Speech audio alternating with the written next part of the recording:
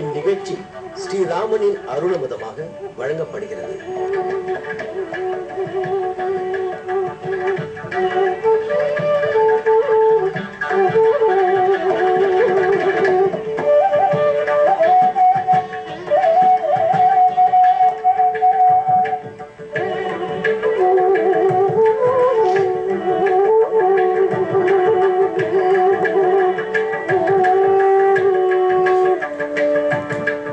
रामं मे अनुगता दृष्टिः अद्यापि न निवर्तते नत्वा पश्यामि कौसल्ये साधुमा पाणिना स्पृश.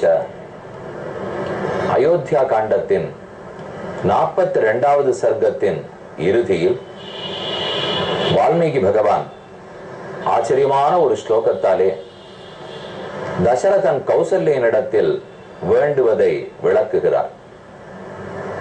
கௌசல்யே, நீ ராமனை பெற்ற புண்ணியவதி. ஆனால் உன்னை இந்த நிலைக்கு நான் தான் ஆக்கிவிட்டேன். என்னிடத்தில் இரக்கம் கொள். உன்னுடைய கைகளால் என்னை தொடு. அது ராமனை தொட்ட கைகள் அல்லவா? ராமனை தொடத்தான் நான் பாக்கியம் இழந்து விட்டேன். உன் கைகளாலாவது என்னை தொடு. கௌசல்யே, அயோத்தியா நகரத்துக்கு, கோசல தேசத்துக்கே பெருமை சேர்க்க வந்தவள் நீ. உலகத்தையே ஒரு பகலில் தன் வயிற்றுக்குள் அடக்கி வைத்த ராமனை உன் வயிற்றுக்குள் 12 மாதங்கள் சுமந்திருக்கிறாய். அப்படிப்பட்ட உன்னையாவது என்னால் பார்க்க முடிய வேண்டாமா? ஆனால் கண்ணிழந்து தவிக்கிறேன். கௌசல்யை கேட்டாள், தயரதரே, உன் கண்கள் இருக்கின்றனவே, எங்கே போயின?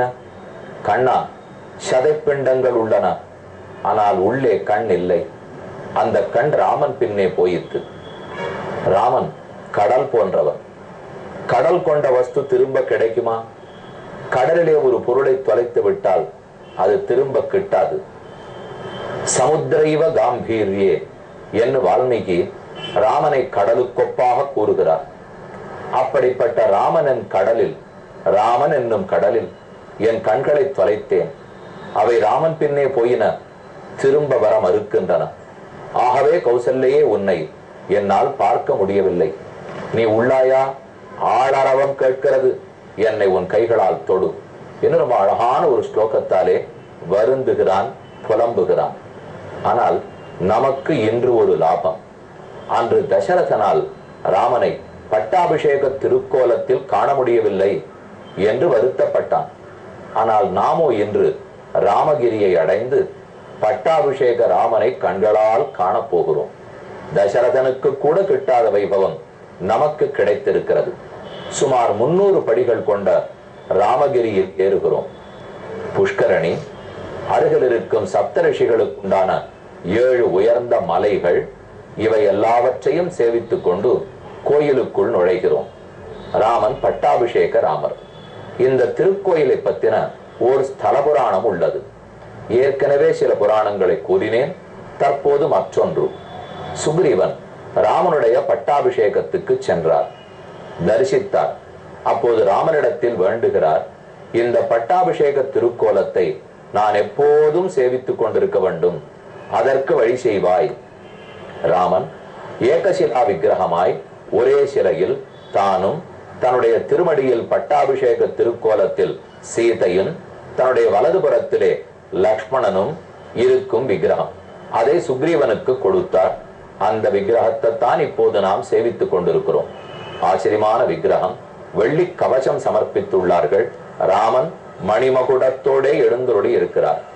புன்னகை தவழும் திருமுக மண்டலம், கருணை பொங்கும் திருக்கண்கள், வளர்ந்து பருத்திருக்கக்கூடிய திருத்தோள்கள், இடது திருமடியை மடித்து சீதாதேவியை அமர்த்தி கொண்டுள்ளார். ராமம் ரத்னமயே பீட்டே சகசீதம் நெவேஷயது என்று வசவோ வாசவம் யதா சலிலேல சஹஸ்ராட்சம் வசவோ வாசவம் யதா அபியசிஞ்சன் நரவியாகிரம் பிரசன்னேன சுகந்தினா சலிலேன சரிஸ்தாட்சம் வசவோ வாசவம் யதா என்று ராமாயண பட்டாபிஷேகத்தை வால்மீகி சொன்னா போலே வலது கையாலே அருள் பாலித்துக் கொண்டு இடது கையாலே சீதையை ஆலிங்கனம் பண்ணிக்கொண்டு வலதே சிறு உருவத்தோட லக்ஷ்மணன் அடங்கி ஒடுங்கி நிற்க ராமனுடைய திருவடிகளை ஹனுமார் தான் தொட்டு கைங்கரியம் பண்ணி கொண்டிருக்க, அரியணை அனுமன் தாங்க, இலக்குவன் அருகில் இருக்க, சீதை மடியில் அமர்ந்திருக்க, ஆச்சரியமான பட்டாபிஷேக ராமர். அந்த ராமரை பெற்றுக்கொண்டு வழிநடுக்க துதித்துக் கொண்டே சுக்ரீவன் வந்தானாம். அப்போது இந்த மலைக்கு வர கிஷ்கிந்தையும் கர்நாடகத்தில் உள்ளது, ராமகிரியும் கர்நாடகத்திலேயே உள்ளது.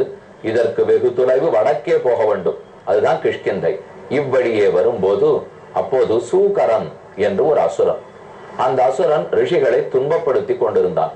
நாரதர் வந்து, சுக்ரீவா, ராமனுக்கு நீ எத்தனையோ செய்தாய், எங்களுக்கு நல்லது செய், இந்த சூகரன் என்னும் அசுரனை முடித்து விடு என்று சொல்ல, கையில் கொண்டு வந்த ராமர் விக்கிரகத்தை இவ்விடத்தில் எழுந்துருள பண்ணிவிட்டு சூகரன் என்னும் அசுரனோட போரிட்டு அவனை முடித்து நாரதன் முதலான ரிஷிகளை காத்தான் சுக்கிரீவன்.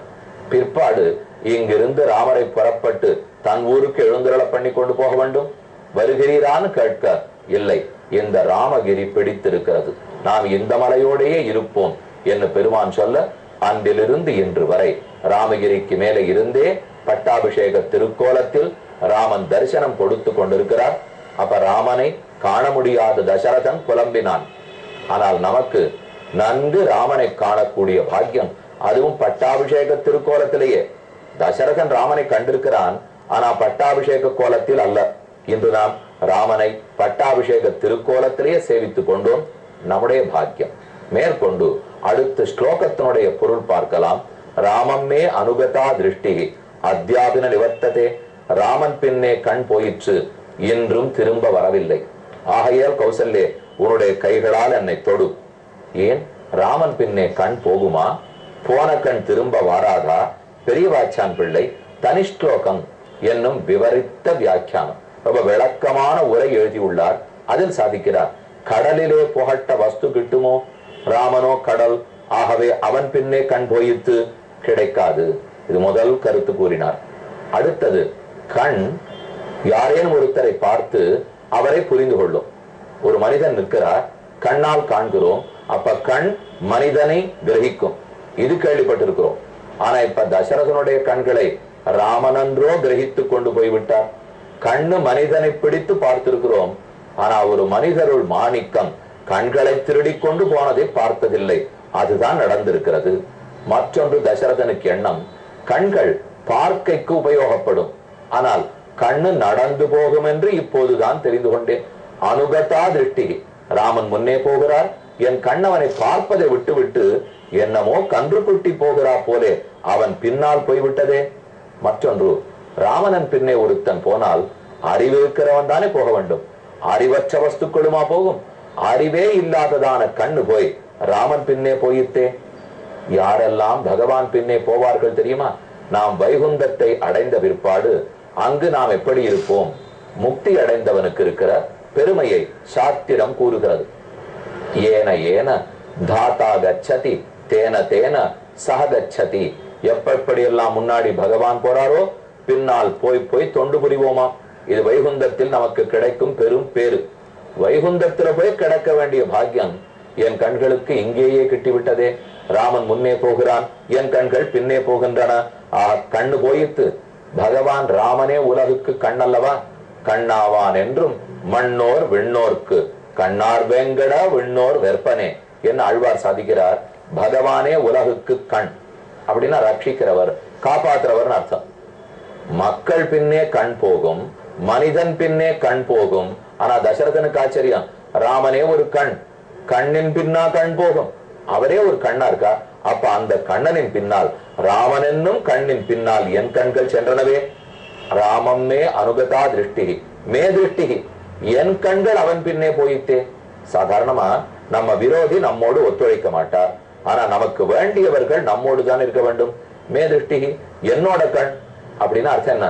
இத்தனை நாளும் என் கண் என் கண்ணு நினைச்சிருந்தேன், இப்பதான் புரிஞ்சது அது என்னதே இல்லை, அது ராமன். அதுனுட்டு என் கண்ணா இருந்தா என் கட்சியை விட்டு போயிருக்குமோ? அது ராமனுடைய கண்ணா இருக்கவே தான் அவன் பின்னே போயிட்டு. அப்ப எனக்கு அடிமையான கண்கள் நினைத்திருந்தேன், உண்மை அது வல்ல, அது ராமனுக்கு அடிமையான கண்கள். மே திருஷ்டி, என்னுடைய கண்கள் ராமன் பின்னே போயிட்டு. ஏன் என் கண்ணுன்னு விசேஷித்து சொல்லுகிறார்? கைகையினுடைய கண்ணா இருந்தா போயிருக்காது. அதே மந்தரை கூனியனுடைய கண்களா இருந்தாலும் பின்னாடி போயிருக்காது, என் கண் அல்லவா. அதனாலதான் ராமன் பின்னே போயிட்டு போலும். கைகேயிக்கும் மந்தரைக்கும் கண்களுக்கு பெருமை இல்லை, ராமனை போக போக பார்த்து கொண்டிருந்தன. ஆனா நான் தான் நந்தாபி பஷ்யன்னபி தர்சனேன என்னும் அவன் பின்னேயே போயிட்டு. மே திருஷ்டிகி, என்னுடைய கண்கள் பின்னே போயினவே.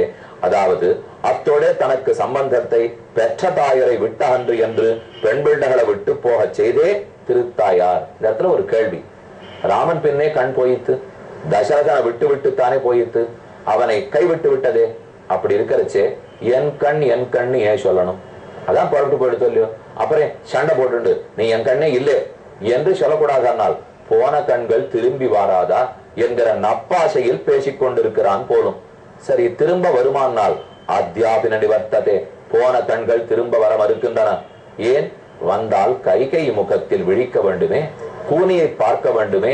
ராமனை கண்ட கண்கள் மத்தொன்னனை காணுமா?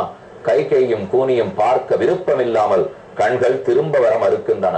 மற்றொன்றுண்டு, ஒரு ஜீவாத்மா உடலை விட்டு பிரிந்து ஆகாயத்தில் ஏகுகிறான், முக்தி அடைகிறான். நோபஜனம் ஸ்மரன் நிதம் சரீரம். அப்போது கீழே கிடக்கிற உடலையோ சுத்தி அழுது கொண்டிருக்கிற உறவுக்காரர்களையோ ஜீவாத்மா பார்க்கவே மாட்டாராம். யாரிடத்திலையும் சொல்லிக் கொள்ளாம புறப்படுவார். ஏனால் எதற்கு இவன் முகத்தில் விழுக்க வேண்டும்? அதே போல என் கண்கள் இதோ அழுது கொண்டிருக்கும் என்னை பார்க்காமல் ராமன் பின்னே போயினா போலும். ராமம்மே அனுகதா திருஷ்டி அத்தியாபின நிவர்த்ததே, என்றும் அவை திரும்ப வரவில்லை. நஜ புனராவர்த்ததே நஜ புனராவர்த்ததே. ஏன் தெரியுமா திரும்ப வரவில்லை? முக்தி அடைந்தவன் திரும்ப வருவனா?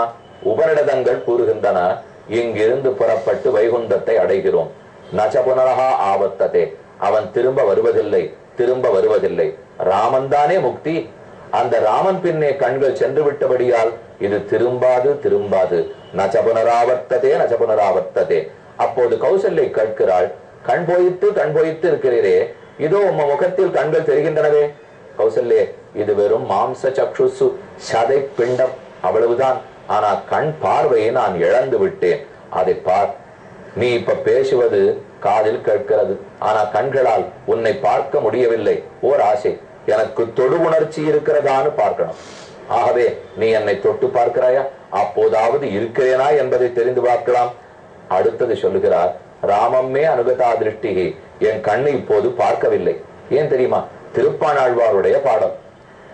கொண்டல் வண்ணனை கோவலனாய் வெண்ணை உண்டவாயன், என் உள்ளம் கவர்ந்தானை அண்டர்கோன் அணியரங்கன், என் அமுதினை கண்ட கண்கள் மத்தொன்னை காணா, அமுதமான அரங்கநாதனை கண்டேன், இந்த கண்கள் மத்தொன்னை காணாது. அது திருப்பாணாழ்வார் தெரிவித்தார்.